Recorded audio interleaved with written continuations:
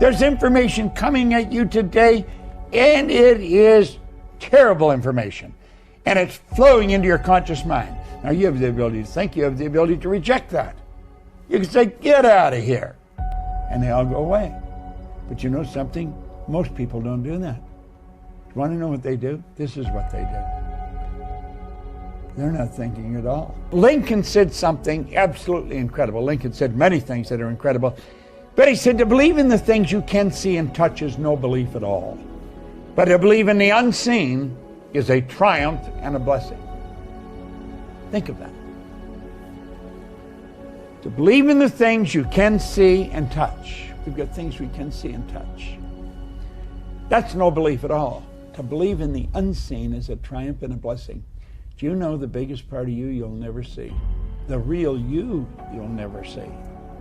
Now we've got to start to understand this. We've got to start to get it in the right slot in our mind. We've got to realize that there's so much to us that we don't really get. We don't understand.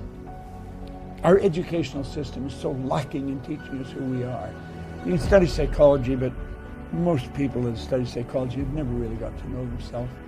I'm talking about in depth, who you really are, your relationship to the whole scheme of things, or your relationship to God.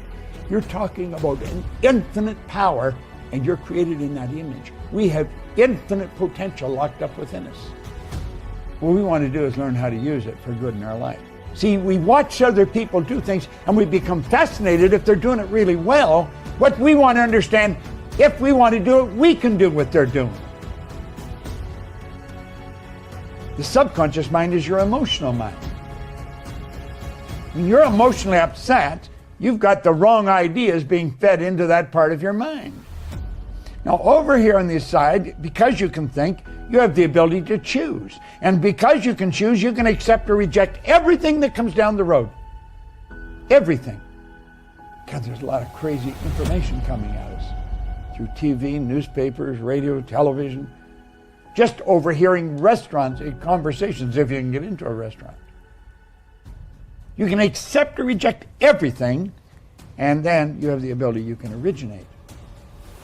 Now, the subconscious mind doesn't have the ability to do all those things. All those magnificent abilities are in the conscious mind. The subconscious, it must accept whatever you give to it. Must. It has no ability to reject. And get this, it's what you impress upon your subconscious mind that ultimately turns into results in our life. This is where we want to get our imagination going in high gear. Your subconscious mind cannot differentiate between what you've imagined and what's real. It has no ability to differentiate between the two. Unfortunately, most people imagine what's wrong. They think of what they don't want rather than what they do want. Now look here for a moment.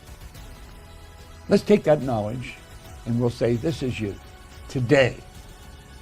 There's information coming at you today, and it is terrible information.